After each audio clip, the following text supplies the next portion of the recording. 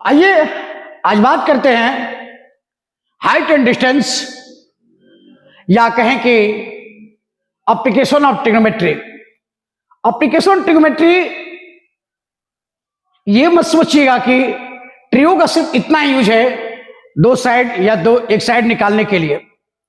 Trigonometry का बहुत बड़े लेवल पे यूज है। अभी आप जो पढ़े हैं उसके अकॉर्डिंग बात करें तो जो आप PBH पढ़े हैं उसका यूज करेंगे हम लोग इसमें हाइट एंड डिस्टेंस में। यानी क्या होगा, एक एंगल दिया रहेगा, कोई एक साइड दिया रहेगा, आपको सेकंड साइड या थर्ड साइड फाइंड करना होगा, या दो साइड दिया होगा, एंगल फाइंड करना होगा। इसमें हम लोग ट्रियो का यूज करेंगे और इसको हाइट एंड डिस्टेंस को सॉल्व करेंगे बाय ट्रिगो से। तो ये कह सकते हैं कि एप्लीकेशन ऑफ ट्रिगो, ये NCERT कह रहा है क्या कि चैप्टर का नाम बता रहा है some application of trigonometry. Other राइटेड लोग लिखते हैं क्या, हाइट्स एंड डिस्टेंसेस। तो मेरा स्टेटमेंट है कि आप ये नहीं कह सकते हैं कि ट्रिग्नोमेट्री का यूज सिर्फ हाइट एंड डिस्टेंस में है।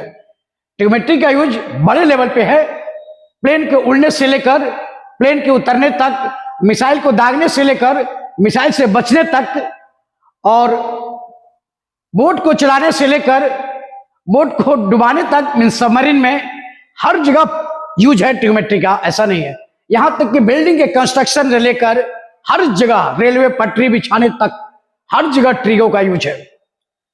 हाँ, यहां पे हाइट एंड डिस्टेंस में भी यूज है ट्रिगो का, ये कह सकते हैं। जिसका ट्रिगो का यूज करके हम लोग कुछ क्वेश्चन बना रहे हैं। ऐसा नहीं कह सकते हैं कि सिर्फ यही ट्रिग्नोमेट्री का यूज है। तो चलिए, तो बातें हुई यूज का, आगे बात करते हैं कि height and distance board exam में एक क्वेश्चन हमेशा इंपॉर्टेंट रहता है, या तो 5 मार्क्स का है या 3 मार्क्स का है, 4 मार्क्स में भी आ सकता है केस बेस वाले क्वेश्चन में। लेकिन इसको बनाने के लिए सबसे मस्त चीज है आपके लिए कि आप क्वेश्चन को स्टेप बाय स्टेप पढ़िए। अगर फिगर ड्रॉ नहीं कर पाए तो ये सॉल्व कभी नहीं होगा। इसका 50% काम है क्या कि आप क्वेश्चन को पढ़िए और फिगर ड्रॉ करिए। अगर फिगर ड्रॉ कर लिए तो क्वेश्चन बहुत इजी हो जाएगा, अगर फिगर ड्रॉ नहीं कर पाए तो ये क्वेश्चन टफ हो जाएगा।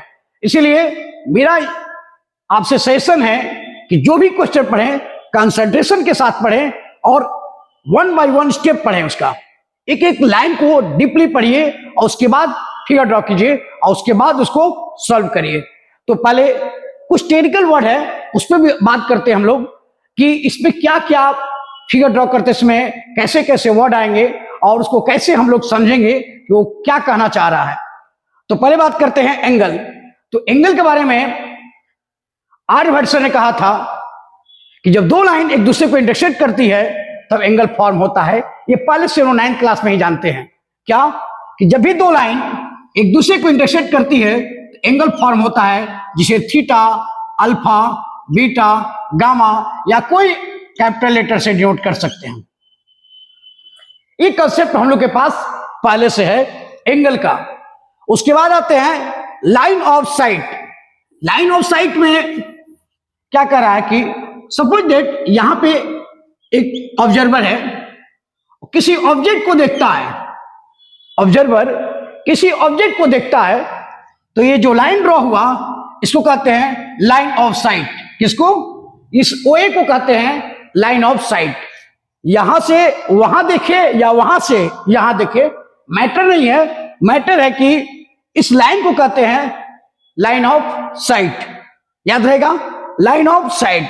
ऑब्जर्वर यहां से किसी ऑब्जेक्ट को देखता है या ऑब्जेक्ट के पास ऑब्जर्वर है, वहां से इस ऑब्जेक्ट को देखता है, तो ये जो लाइन बन रहा है उसकी आंख से लेकर उस ऑब्जेक्ट के डिस्टेंस को, उसको कहते हैं क्या, लाइन ऑफ साइट।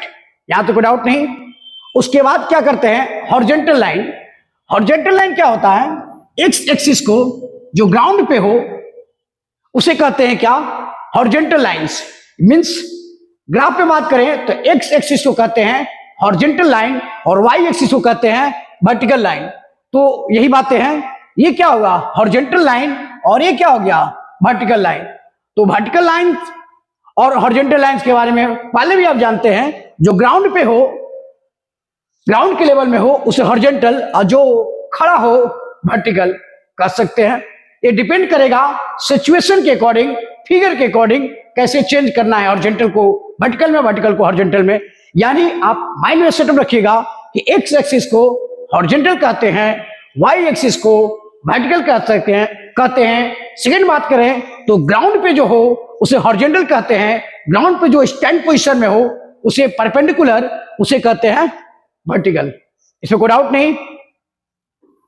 और आते हैं इंक्लाइंड लाइंस, न जो हॉरिजॉन्टल हो और न ही जो वर्टिकल हो उसे कहते हैं इंक्लाइंड। मींस अगर एक राइट ट्रायंगल में बात करें, ये ए हो, ए बी हो, ए सी हो, यहां एंगल फॉर्म हो रहा हो तो ये कहलाएगा क्या? हॉरिजॉन्टल। यानी ए बी क्या होगा? हॉरिजॉन्टल। बी सी क्या होगा? वर्टिकल। सॉरी, ए बी ए सी क्या होगा? वर्टिकल। ध्यान से सुनिएगा, ए बी क्या है? हॉरिजॉन्टल। ए सी क्या है? वर्टिकल। और बी सी क्या है? इंक्लाइंड, या इसे ऑब्लिक लाइंस भी कह सकते हैं। इंक्लाइंड या ऑब्लिक लाइंस दोनों का अप्रोक्स सेम ही है, एक तिरछा एक झुका हुआ, ऐसा ही कुछ वर्ड होता है हिंदी में। तो बीसी को हम इंक्लाइंड भी कह सकते हैं और ऑब्लिक लाइंस भी कह सकते हैं।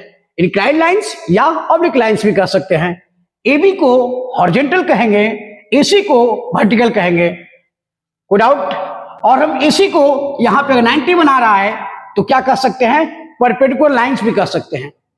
मींस वर्टिकल लाइंस को हम लोग परपेंडिकुलर लाइंस में बोलते हैं। जैसे ग्राउंड को, हॉरिजॉन्टल को, एक्स एक्सिस को हॉरिजॉन्टल कहते हैं, या जो ग्राउंड पे हो उसे हॉरिजॉन्टल कहते हैं, और जो परपेंडिकुलर हो उसे वर्टिकल कह सकते हैं, और जो वर्टिकल हो उसे परपेंडिकुलर भी कह सकते हैं। तो परपेंडिकुलर लाइन क्या? जो 90 बनाए, ये बेस हुआ, बेस पे 90 बना रहा है, उसे कह सकते हैं क्या? परपेंडिकुलर। इसको डिनोट भी करते हैं हम लोग क्या?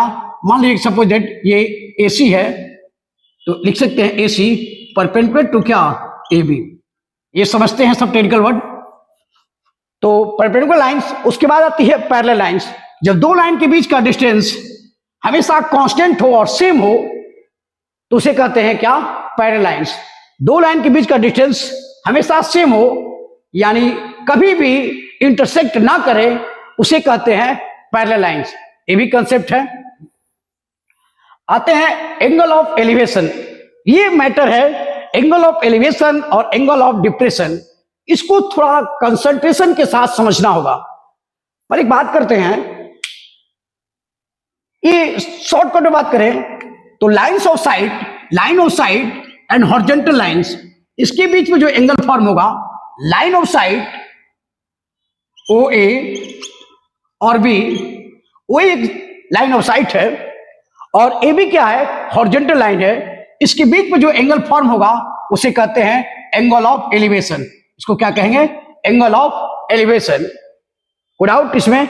दूसरी बातें करें, ऑब्जर्वर मैं हूं, मैं अपने पास से, अपने आंख से किसी अपने से ऊंचे चीज को देखता हूं, तो इस केस में मेरी आंखें ये हॉरिजॉन्टल लाइन ड्रॉ कर रही है, और ये जो होगा angle of lines of site होगा, जो एंगल फॉर्म होगा उसे कहते हैं हम एंगल ऑफ एलिवेशन।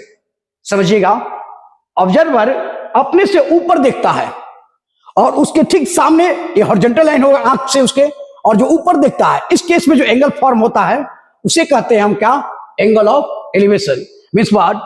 ये आंखें हुई ऑब्जर्वर की, ये अपने से ऊपर देखता है, हॉरिजॉन्टल लाइन है, इसके बीच में जो एंगल फॉर्म होता है उसे कहते हैं एंगल ऑफ एलिवेशन। इसमें कोई डाउट नहीं।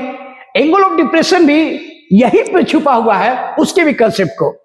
तो एक बात बता देखते हैं, अगर ऑब्जर्वर यहां से देखता है, अगर ऑब्जर्वर यहां से ऑब्जेक्ट को देखता है, इस केसेस में क्या होगा? मैं अपने आंख से नीचे देखता हूं, जो मैं अपने आंख से नीचे देखूंगा उस केस में जो एंगल फॉर्म होगा हॉरिजॉन्टल और इस लाइन ऑफ साइट के बीच में, ये एंगल फॉर्म होगा, उसे कहते हैं एंगल ऑफ डिप्रेशन। तो फिर एक बात को समझते हैं, यानी हम यहां पे हैं, मेरी आंखें यहां है, नीचे देख रही है, इस केस में हॉरिजॉन्टल लाइन ये हो जाएगा, इस जो एंगल फॉर्म करेगा यहां पे उसको कहेंगे एंगल ऑफ डिप्रेशन। बात समझ में आ रही है? ये एंगल ऑफ एलिवेशन हुआ। यहां से ऑब्जर्वर ऑब्जेक्ट को देखता है, अपने से नीचे देखता है, और हॉरिजॉन्टल के बीच में और लाइन ऑफ साइट के बीच में जो एंगल फॉर्म होता है उसे कहते हैं angle of depression. Angle of elevation, angle of depression में डिफरेंस समझ में आया होगा आपको। जब ऑब्जर्वर अपने से ऊपर देखता है तो angle of line of site और हॉरिजॉन्टल मिलकर जो एंगल फॉर्म करेगा उसे एंगल ऑफ एलिवेशन कहते हैं। जो अपने से नीचे देखता है उस केस में हॉरिजॉन्टल लाइन और उसके लाइन ऑफ साइट के बीच में जो एंगल फॉर्म बनता है उसे एंगल ऑफ डिप्रेशन कहते हैं। तो यहां से ऑब्जर्वर है, ऑब्जेक्ट को देखता है, हॉरिजॉन्टल के साथ एंगल बनाता है, यानी लाइन ऑफ साइट हॉरिजॉन्टल के बीच में एंगल जो बनता है एंगल ऑफ एलिवेशन है। और यहां पे भी हॉरिजॉन्टल लाइन है, लाइन ऑफ साइट है। डिफरेंस दोनों के बीच में यही है कि ऑब्जर्वर अपने से ऊपर देखता है तो एंगल ऑफ एलिवेशन बनाता है, अपने से नीचे देखता है उस केस में एंगल ऑफ डिप्रेशन बनाता है। यहां तक कोई डाउट नहीं, ये क्लियर रखिएगा एंगल ऑफ एलिवेशन और एंगल ऑफ डिप्रेशन का। इससे ज्यादा कोई वर्ड इसमें यूज नहीं करेगा। आपको लैंग्वेज में जब बात क्वेश्चन देगा तो यही टेक्निकल वर्ड कुछ यूज करेंगे, इसी को यूज करके आपको समझना होगा कि कह क्या रहा है, उसके अकॉर्डिंग आपको फिगर ड्रॉ करना होगा। अगर फिगर ड्रॉ कर लेते हैं तो आप समझ लीजिए कि 80% आप क्वेश्चन को सॉल्व कर दिए हैं, मात्र 20% कैलकुलेशन होगा। इसलिए सबसे पहला स्टेप है आपको कि फिगर ड्रॉ करें। आप फिगर ड्रॉ करने के लिए आपको हर स्टेप को, हर लाइन को डीपली और क्लियरली पढ़ना होगा, दूसरे को सुनाने के लिए नहीं, अपने माइंड को बताने के लिए। यहां ध्यान रखिएगा, यहां तक मुझे लगता है आपको कोई डाउट नहीं हुआ होगा। Angle, line of site, observer से ऑब्जेक्ट को देखने के बीच का जो लाइन बनता है उसे कहते हैं लाइन ऑफ साइट। ऊपर से नीचे भी हो सकता है, नीचे से ऊपर भी हो सकता है। हॉरिजॉन्टल लाइन जो ग्राउंड पे हो उसे कहते हैं हॉरिजॉन्टल लाइन। ग्राफ की बात करें तो एक्स एक्सिस को कहते हैं हॉरिजॉन्टल लाइन, वाई एक्सिस को कहते हैं vertical line. Horizontal line and vertical line, यानी परपेंडिकुलर लाइन को भी हम कह सकते हैं वर्टिकल लाइन। जो ग्राउंड पे पड़ा हो हॉरिजॉन्टल, जो खड़ा हो वर्टिकल। क्लियर? यहां पे इंक्लाइन लाइंस न जो हॉरिजॉन्टल हो और न ही वर्टिकल हो उसे इंक्लाइन लाइन कह सकते हैं। ऑब्लिक लाइन भी यूज किया जाता हो, झुका हो या तिरछा, ये दोनों कंसेप्ट हिंदी में यूज किया जाता है। तो इंक्लाइन लाइंस के जगह पर ऑब्लिक लाइंस भी यूज कर सकते हैं, ऑब्लिक लाइंस की जगह पर इंक्लाइन लाइंस भी यूज कर सकते हैं। यानी जो ना हॉरिजॉन्टल हो ना ही वर्टिकल हो उसे इंक्लाइन लाइंस या ऑब्लिक लाइंस बोल सकते हैं। अब आती है परपेंडिकुलर लाइन। परपेंडिकुलर लाइन क्या? जो इंक्लाइन, जो वर्टिकल हो, ग्राउंड के साथ perpendicular means 90 degree angle form करे उसे कहते हैं परपेंडिकुलर लाइन। अगर ये ओ हो, ये ए हो, ये बी हो तो लिख सकते हैं O B perpendicular to O A. सही है? परपेंडिकुलर लाइन मींस 90 का एंगल फॉर्म करना। पैरेलल लाइंस वो लाइन जो कभी भी एक दूसरे को इंटरसेक्ट ना करे और दोनों का बीच का डिस्टेंस हमेशा कांस्टेंट बना रहे उसे कहते हैं parallel lines. Angle of elevation, horizontal lines और line of sight, horizontal line और लाइन ऑफ साइट के बीच में एंगल जो फॉर्म होता है उसे कहते हैं एंगल ऑफ एलिवेशन। तो इसमें कंफ्यूजन हो सकता है कि ये भी हॉरिजॉन्टल लाइन है, ये लाइन ऑफ साइट है, इसको कहते हैं एंगल ऑफ डिप्रेशन। तो फिर मैटर क्या हो? अगर ऑब्जर्वर अपने से ऊपर देखता है तो लाइन ऑफ साइट और उसकी आंख के सामने जो हॉरिजॉन्टल बनता है, ये एंगल जो फॉर्म होता है उसे कहते हैं एंगल ऑफ एलिवेशन। लेकिन जब अपने से नीचे देखता है उस केस में लाइन ऑफ साइट और जो परपेंडिकुलर बनता है, जो हॉरिजॉन्टल बनता है, इसके बीच का जो एंगल बनता है उसे कहते हैं एंगल ऑफ डिप्रेशन। ऑब्जर्वर यहां पे है, नीचे देखता है तो यहां फॉर्म होगा डिप्रेशन। ऑब्जर्वर यहां है, ऑब्जेक्ट यहां देखता है तो यहां फॉर्म होगा एंगल ऑफ एलिवेशन।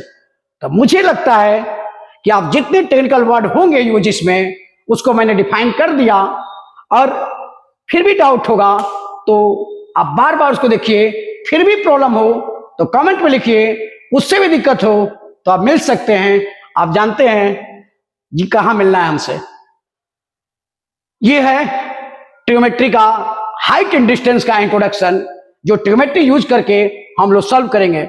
इस बिल्डिंग में हम खड़े हैं या बड़े बड़े अपार्टमेंट बन रहे हैं, वो सब देन है इस ट्रिग्नोमेट्री का ही। तो ये ऐसा ना सोचें कि सिर्फ 10th में सॉल्व कर लिए हाइट एंड डिस्टेंस वही एप्लीकेशन था ट्रिगो का, तो ये गलत होगा। ये ट्रिगो के साथ नाइंसाफी होगा। ट्रिगो का बड़े लेवल पे यूज है। मैंने बोला सबमरीन का चलना और प्लेन का उड़ना, बोट का चलना, मिसाइल का चलना, ट्रक का चलना, बस का चलना, इवन साइकिल का चलना, किस एंगल पे पैडल मारना है, ये सब चीज डिपेंड करता है ट्रिग्नोमेट्री पे। बड़े से बड़े अपार्टमेंट बनाना ट्रिग्नोमेट्री की ही देन है। तो ये नहीं कह सकते हैं कि सिर्फ आपको एक एक्सरसाइज बना लिए वही ट्रिग्नोमेट्री का एप्लीकेशन था, बस उतना ही था।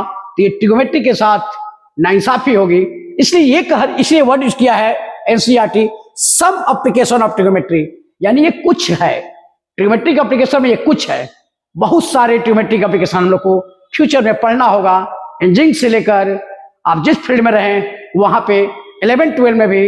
इसलिए कोई भी डाउट हो तो आप कमेंट कर सकते हैं, और मैं वादा करता हूं कि जो मैं दे रहा हूं, वीडियो में डाल रहा हूं, उससे बाहर बोर्ड क्वेश्चन नहीं होगा। अबाउट 80% क्वेश्चन सेम इसी से होगा। 20% में डाटा चेंज कर सकता है बोर्ड, इसमें कोई डाउट नहीं है। चलिए नेक्स्ट वीडियो में आपसे बात करेंगे हम क्या 1 by 1 एनसीईआरटी का क्वेश्चन हाइट एंड डिस्टेंस का सॉल्व करेंगे। उसके बाद जितने प्रीवियस ईयर के बोर्ड में आए हुए हैं क्वेश्चन उसको सॉल्व करेंगे। यानी हाइट एंड डिस्टेंस को जानने के लिए और समझने के लिए लगातार आने वाले 2 या 3 डेज में कंटिन्यू से जुड़े रहिए। लगातार 3 से 4 वीडियो में आपको हाइट एंड डिस्टेंस का सॉल्यूशन कराऊंगा मैं, NCERT plus previous year board question. जय हिंद।